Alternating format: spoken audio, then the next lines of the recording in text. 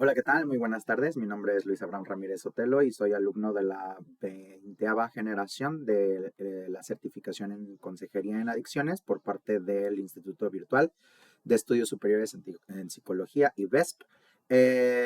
Y el propósito de este video es para hablar y contarles un poco acerca de todo lo que he aprendido a lo largo de estos 2 meses llevando la materia de la introducción a la psicopatología de las adicciones, IPA, con el profe Eder.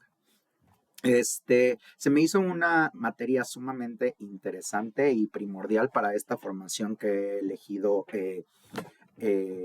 emprender o obtener esta certificación como consejero en adicciones, ya que la psicopatología es esa ciencia que se encarga del estudio de todos los trastornos y las enfermedades de la mente, y cómo poder tratarlos.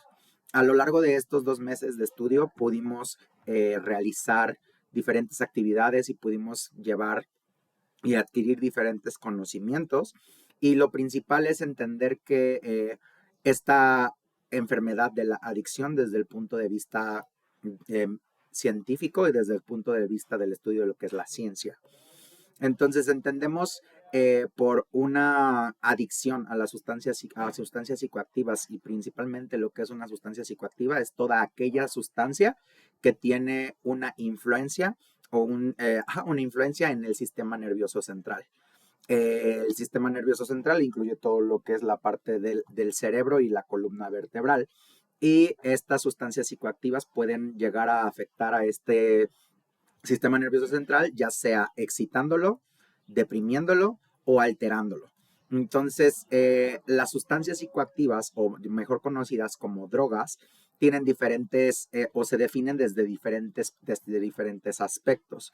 Existe también una cuestión del marco jurídico en donde las sustancias se pueden definir ya sea legales o ilegales. Aquí podemos ver una de las principales problemáticas del consumo de sustancias psicoactivas aquí en el país, puesto que muchas de estas sustancias son legales en México, por lo menos en México, como el alcohol. Actualmente ya es legal el consumo de marihuana en México, obviamente obteniendo un permiso ante COFEPRIS, que se puede sacar si eres mayor de 18 años, y este permiso te da derecho a plantar y a consumir marihuana legalmente en México.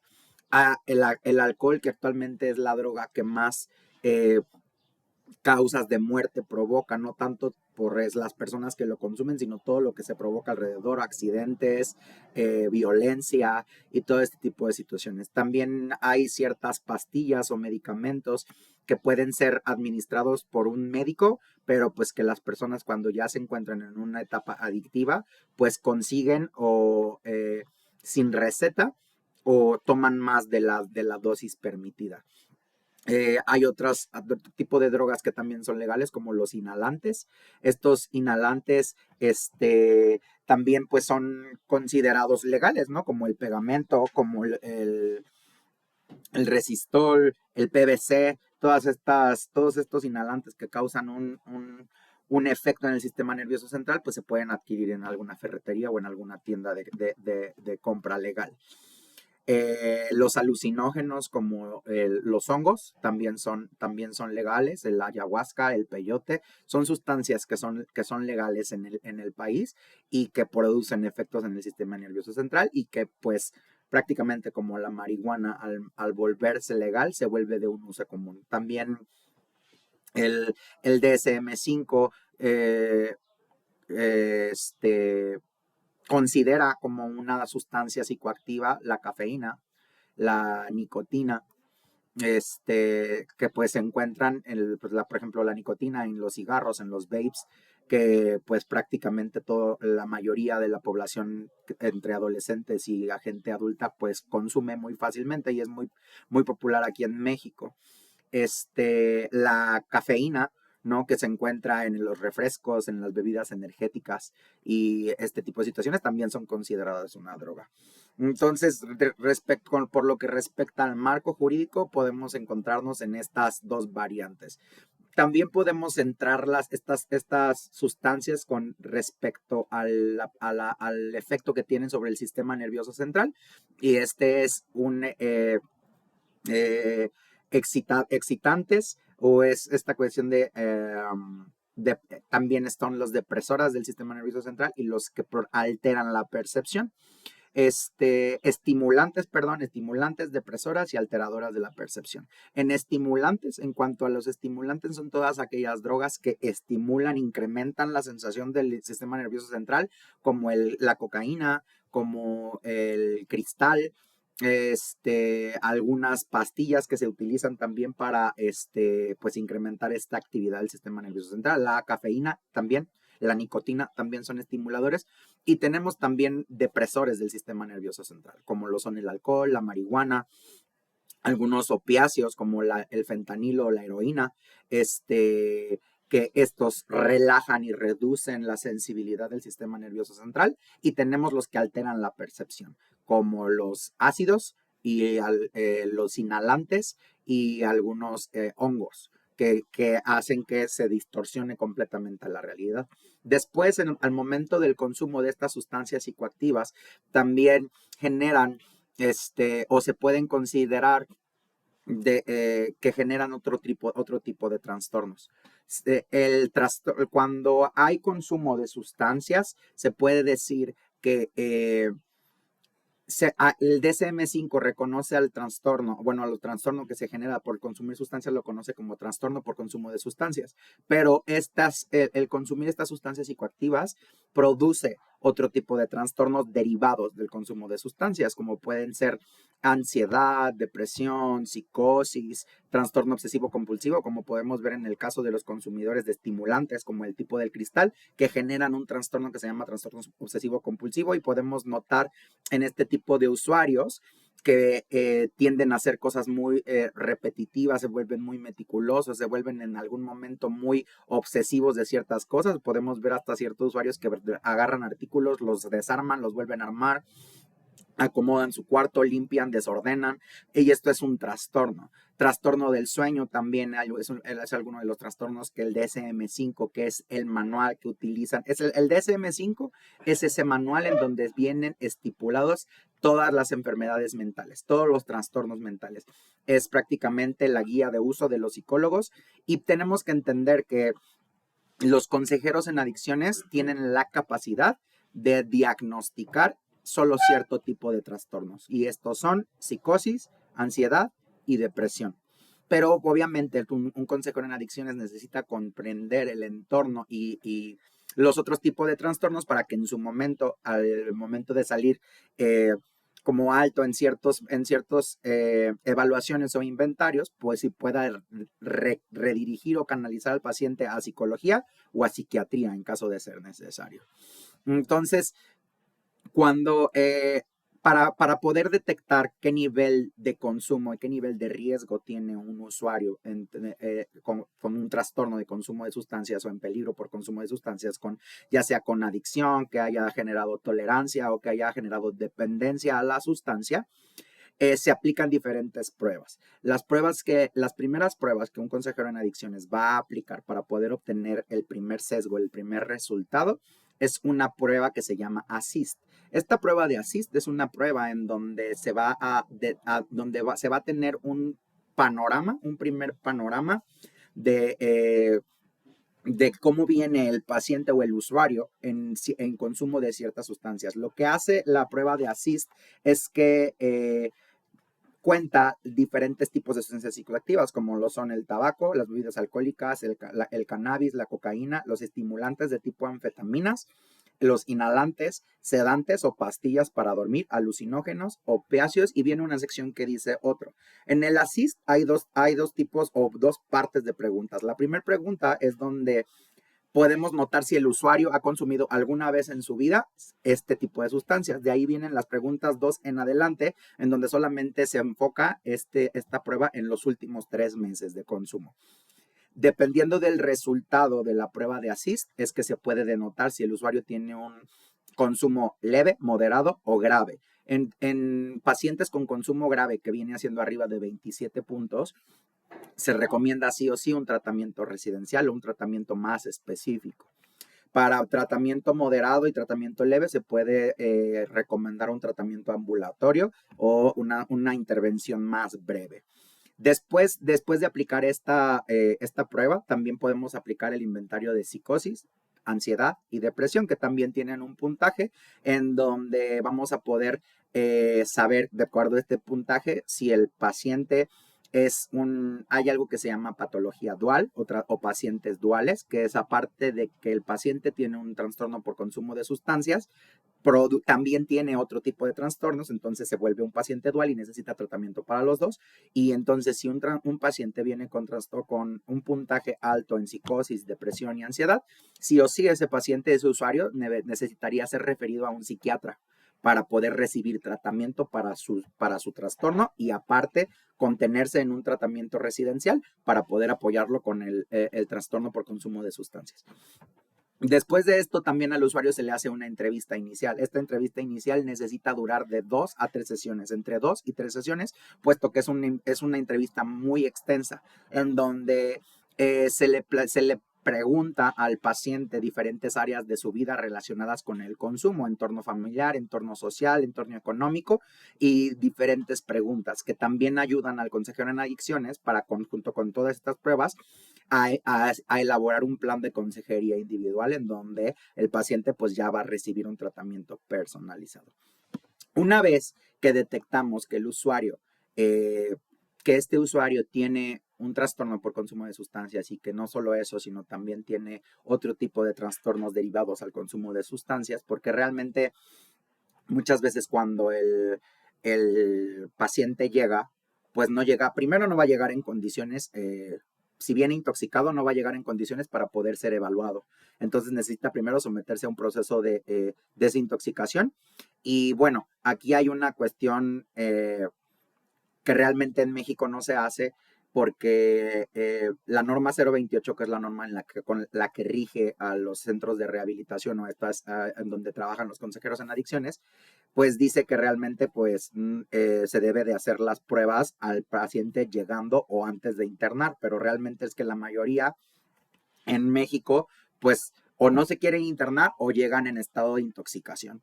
Entonces, pues ahí la norma 028 también nos ampara porque dice que si las personas, los que rodean a esta persona se dan cuenta de que ella no es capaz de decidir y tomar decisiones por su propia cuenta, un familiar puede tener la responsabilidad de tomar decisiones por él, puesto que la persona en sí no se está dando cuenta que es peligroso para su salud. Entonces, una vez que el paciente llega y que baja, le decimos aquí en México, bueno, en el centro en donde estoy, le decimos que baja del avión, es decir, que pasa por un proceso de desintoxicación física, en donde pues esto viene siendo en los primeros 3, 4, 5 días, la primera semana, para decirlo de esa manera.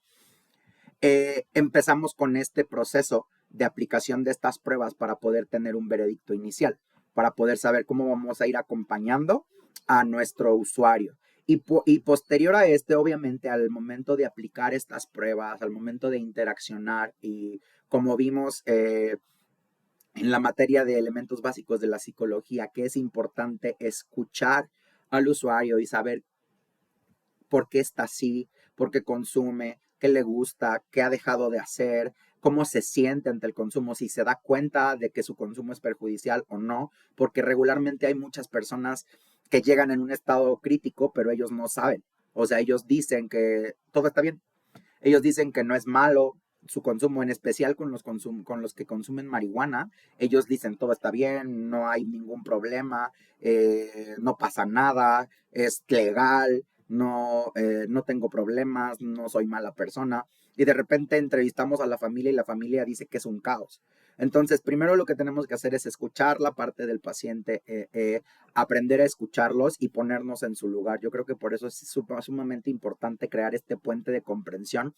Y muchas veces el profe Eder nos dice que necesitamos que necesitamos tener estas frases como de entiendo lo que estás diciendo. Y en el caso, por ejemplo, en mi caso particular, que soy adicto en recuperación, poder contar y platicarle al usuario, ¿no? Sabes que yo también, cuando yo consumía me pasaba esto, cuando yo estaba en consumo actuaba de esta manera y entiendo cómo te sientes. Entonces el paciente o el usuario empieza a decir a decir información.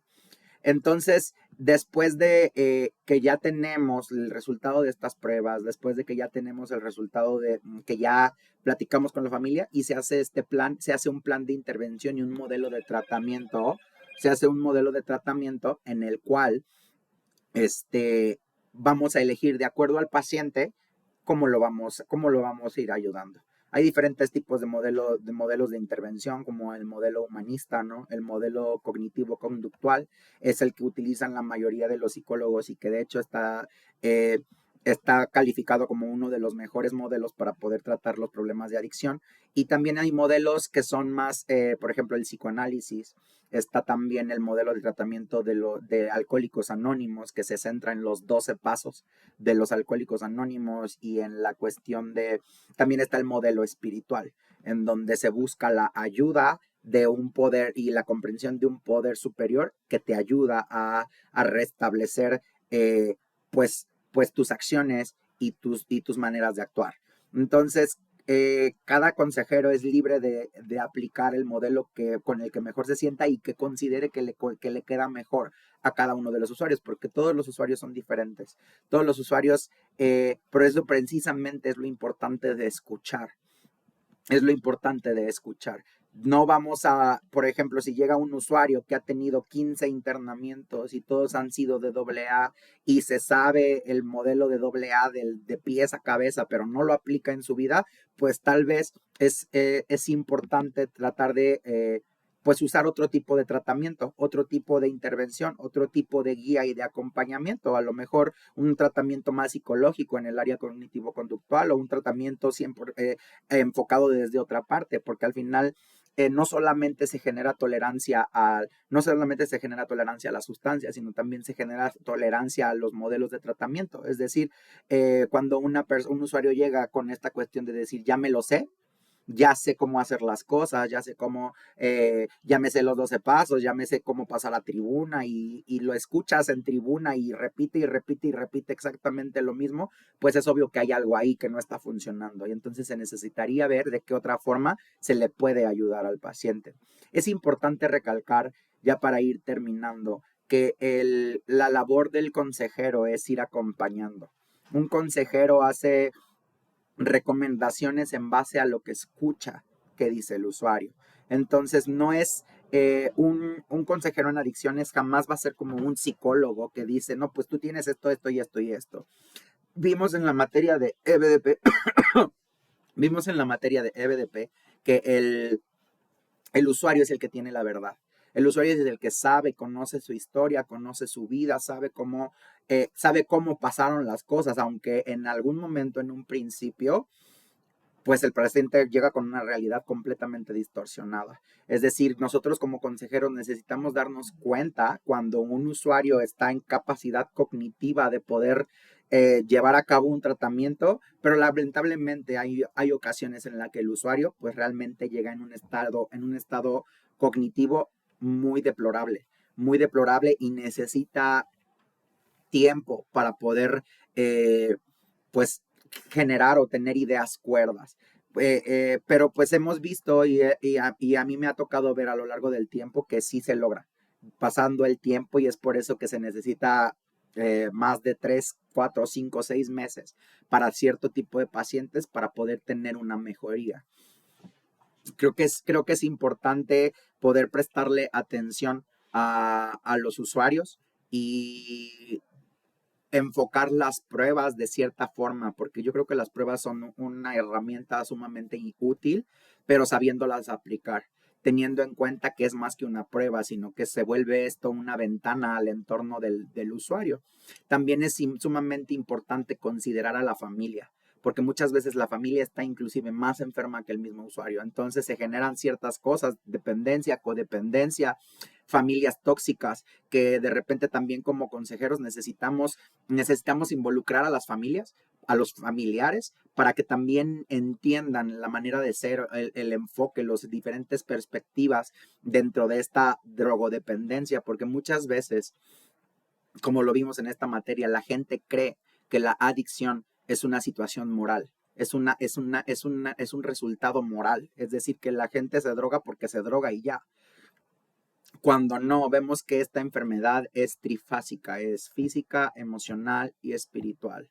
Entonces necesitamos como consejeros abarcar estas tres partes y creo que es importante ir más allá de todo esto. Y agradezco de verdad al Instituto IBESP por darnos una formación completa, una formación integral en donde es más allá de la certificación, sino todo lo que se necesita tomar en cuenta para todo esto.